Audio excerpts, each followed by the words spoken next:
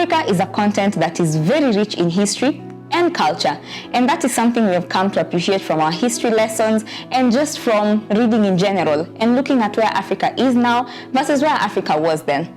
But one thing I've come to realize when you look at history textbooks or when you just go to the archives and museums and read about Africans' history, most of the history we have is watered down, and two, most of the history we have is history that we've learned after colonization. But then I tend to ask myself, what was Africa like before colonization? How are the people in Africa living? And today, that's all we're going to talk about. Hi, welcome back to the African Footprints podcast with me, Paul Martin Konyango. Ladies and gentlemen, today we'll be doing it differently. We won't talk about coups, but today your designation won't just be an audience, you're going to be time travelers. We're going to go back to the past so that we can uncover certain truths. So, bear with me.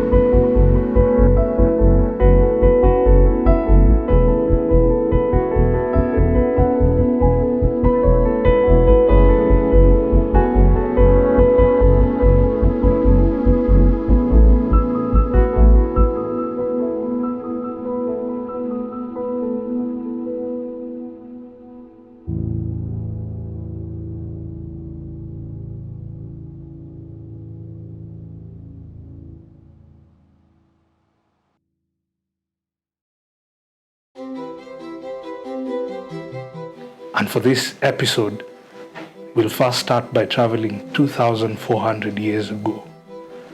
For those of you who are hard of imagining things, I want you to picture yourself in Athens. You can close your eyes if you must. So, 2,400 years ago, you're in Athens. Not as a guest, but as an Athenian citizen. You're perhaps a trader selling cutlery. You've had a busy day. And in the afternoon, you marched to see the doctor because you had a headache. An interesting guy by the name of Herodotus. Sorry, scratch that. Hippocrates. So he tells you that because you've worked yourself too hard, you need to take a stroll and go and find something a little easy to do. So you're from the future. You know Hippocrates is the father of modern medicine. So you agree. You take a stroll. It's Athens after all. You've chosen the amphitheater. There's also another strange guy by the name of Socrates speaking today. You want to hear what he all has to say. So along the way, you meet an interesting character. His name is Herodotus. Herodotus tells you that, you know what? I've been studying some maps, and there's a distant and far away land littered with pyramids and a desert. This land, he calls its entirety Libya. And the desert, where the pyramids are, he calls them Egyptians. Herodotus tells you that this particular place is occupied by three kinds of people. The first are the Phoenicians, the second are the Greeks, and he stops there, tells you, but these are immigrants. There's a third race. He calls them the Ethiopians. It starts with an A and ends with Ethiopia. Now, what's very interesting about these people is that they look like you and I. But we'll put a pause there. We'll fast forward 2,400 years later to the present.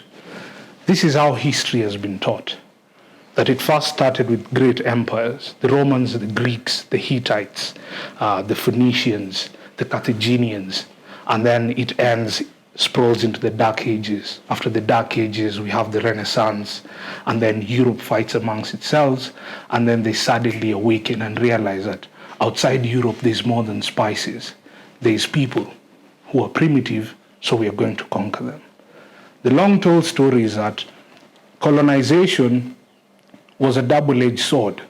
One, it was a clamor for resources. Two, it was a great mercy that introduced Africans to the global stage. Today, by this discussion we're going to have with Herodotus in ancient Greece, We're going to change that. So, back again, 2,400 years. So Herodotus tells you that amongst this land of pyramids lies the Egyptians. You're Greek after all. We've always been interacting with the Egyptians.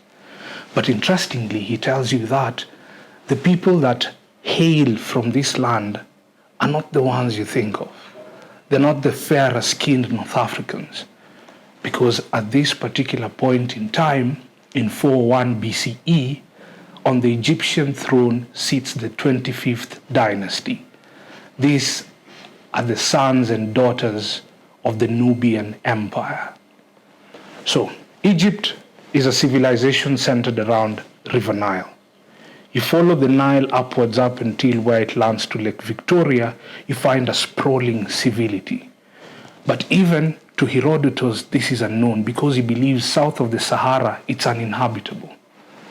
But for us, because we are from the future and we know things, we know that south of the Sahara, the closer you move towards the source of the River Nile, which is Lake Victoria, you find an area we presently call Sudan. This place was the birthplace of the Nubians. So the Nubians started off first as the Empire of Kama. They had trades with the Egyptians. The Egyptians conquered them, ruled them for 500 years. And 500 years after the Egyptians were also conquered again by the Assyrians, the Nubians arose from the turmoil of conquest. And interestingly, in this time, 200 years before Herodotus starts telling you this story, one Nubian king by the name of Pie raises an army and marches on towards Egypt. For the first time, the great empire of pyramids has been conquered by people who look just as I do, of course. So, King Pie conquers Egypt. And for the first time in 2,000 years, the Egyptians experience a renaissance. One, they build even bigger pyramids.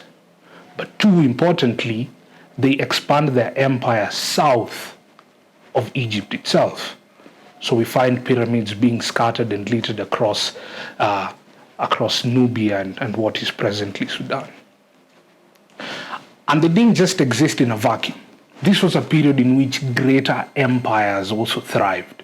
We had obviously the Greek city-states, Athens where we are, Sparta and whatnot. We also had the Assyrians who were constant enemies. We also had, interestingly, the Aksumite Empire. Those who are further south of the Nubians, our relatives, or friends we now call the Ethiopians. But now what was very important for the Nubian story wasn't just the fact that they rose in antiquity, no. It was the fact that despite all the odds that were cast upon them, they defied them all and chose to be relevant upon an age that was quite eager to consume them. So after King Pie, 100 years later, the Romans would rise, spiral their empire and spread them to the farthest reaches of the world. And it was always known that south of Egypt, there was a ferocious fighting force. So the Romans decided to march upon them, and they chose to conquer them. But there was a queen, a descendant of King Pie, who led a Nubian front, and they defeated the Romans. In fact, historical accounts hold that she decapitated the statue of Julius Caesar the Great and buried its head in the temples of Meroe. That was a great Nubian queen. Further on along the line, the Nubians would rise to great prominence, but as is the nature of power, it must fade. They slowly started becoming lost to time. The Nubian Empire split into three kingdoms. These three kingdoms, the rise of Christianity, they consolidated and formed one empire that was still of Nubian origin. Now, the importance of all of this is that we tend to see that 1,000 years post the collapse of the Bronze Age and into the revival of classical Greece and all that, these people were still present and very vibrant. They stood against the Persians. They stood against the Romans, they stood against the Greeks, but even more importantly, they stood against the great conquering horde of the Muslim Caliphate, an African empire that was Christian in nature, that defied conquest for over 600 years. They fought with the caliphates, and I think it was 3 battles that they fought, and they won all of them, to the point that the Muslim caliphates decided to enter into a treaty with them. It's the longest lasting diplomatic treaty in human history. It's called the Treaty of Bacta. It lasted for 600 years.